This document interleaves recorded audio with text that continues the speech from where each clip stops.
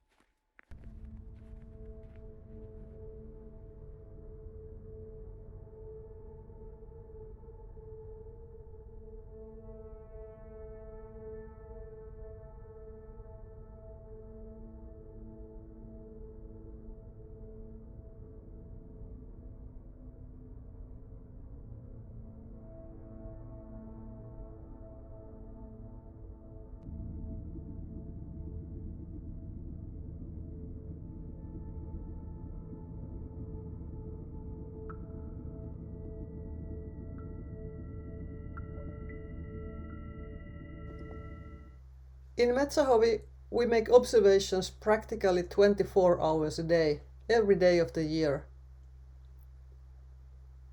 Most of the telescope time is devoted to the observations of quasar variability and to observations of the Sun.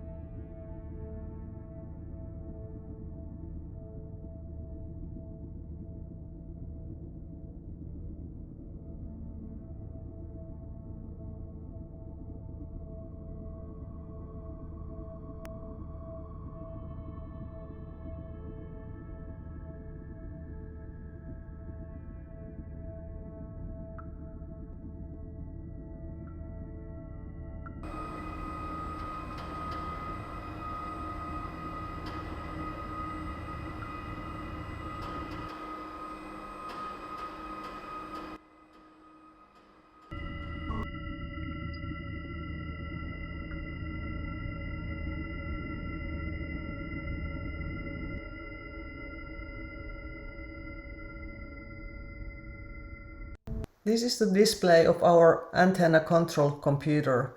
This is the source that we are observing right now. It is a flux density calibrator which has these fixed coordinates. These are the equatorial coordinates according to the epoch 2000.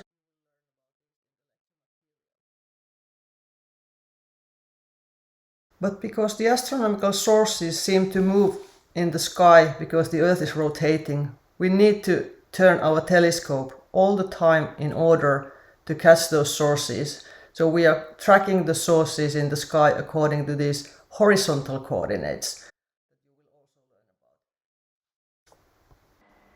When we are observing, when we are on the target, you don't actually see the telescope moving unless you pay very close attention to it for a very long time. So if you see movies where the telescope is moving very rapidly, it's usually changing targets. We call this slewing.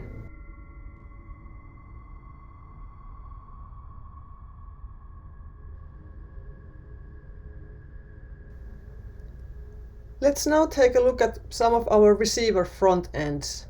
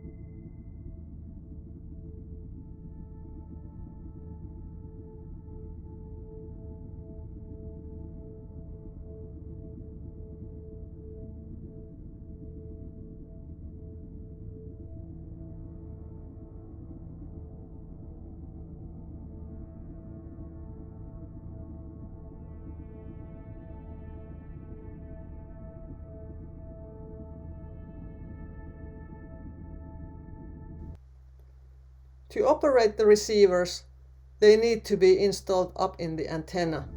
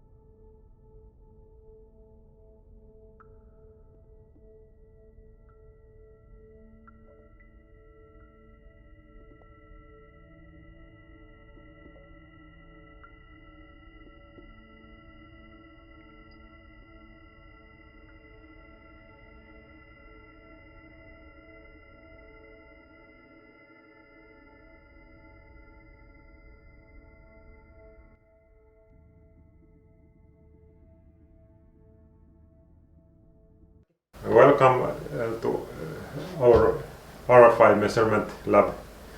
We have here plenty of equipment, but we use for RFI measurements this kind of portable equipment. It's more easy to take it with you and measure around. And the antenna here is connected via coaxial cable. It's a PCB log periodic antenna which is sensitive up to 1 gigahertz, so we can see the mobile equipment and base stations quite nicely, and it can be turned around, and the maximum signal level can be found. So for example, if we want to measure 800 megahertz base station range, we take the marker here and then move it to the correct frequency. Then we can set the marker to center and narrow the span to see the signals clearly.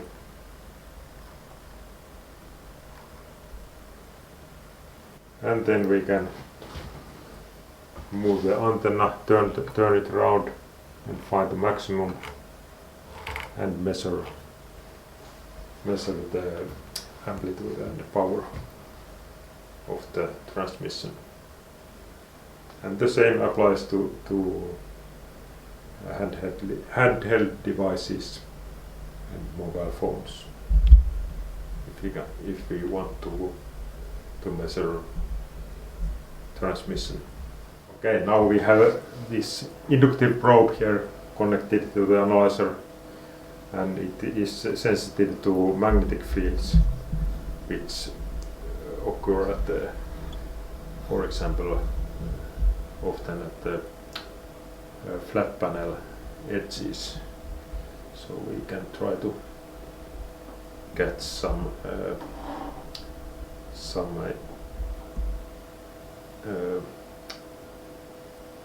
fields here. Let's see if we take the low frequency range. We'll set the stop frequency at maybe, let's say, 10 megahertz, and then we set the amplitude range. Here we can see the noise floor here, and as you see, when we go closer to the edge, there is clearly much stuff visible.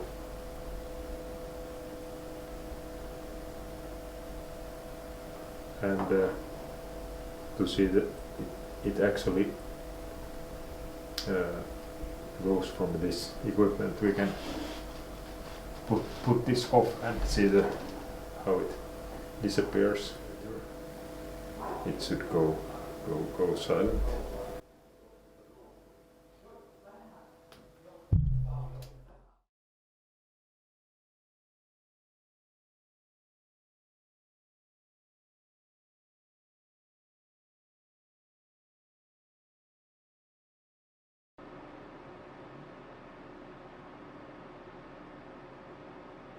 Hi, this is VLPI backend digital baseband converter.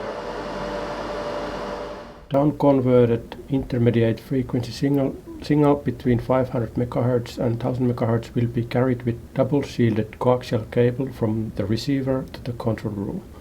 The receiver is located telescope secondary focus.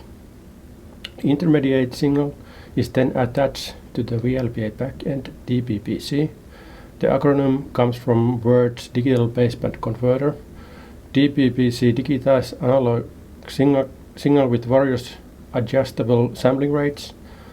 The whole intermediate frequency band or smaller subbands can be sampled.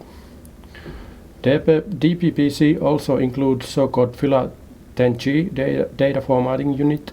The unit makes possible, for instance, to stream recorded data directly to the internet. Digitized data will be then moved to the recorders. Two different recorders are used in Metsähovi. For astronomical VLPI observation, we are using FlexPOF as a recorder, and for geodetic VLPI observation, we are using Mark V B+ as a recorder. The FlexPOF represents the most advanced recorder technology. This is Mark V B+ recorder. In Mark V B+, data are stored to portable disk packs. Maximum 2 gigabit per second data stream is possible to save to Mark V B+.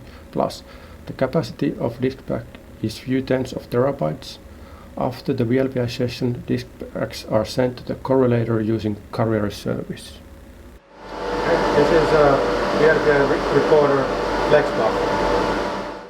FlexPOF is a computer equipment with many SAS disks with total capacity of several hundred terabytes, and it is based on commercial off-the-shelf components, and it runs under open software.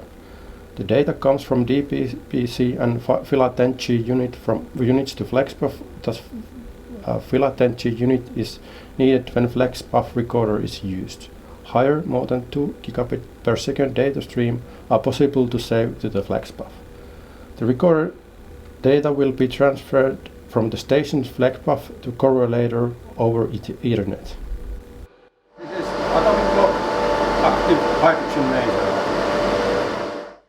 Hydrogen maser provides stable frequency source for the radio astronomical instrumentation.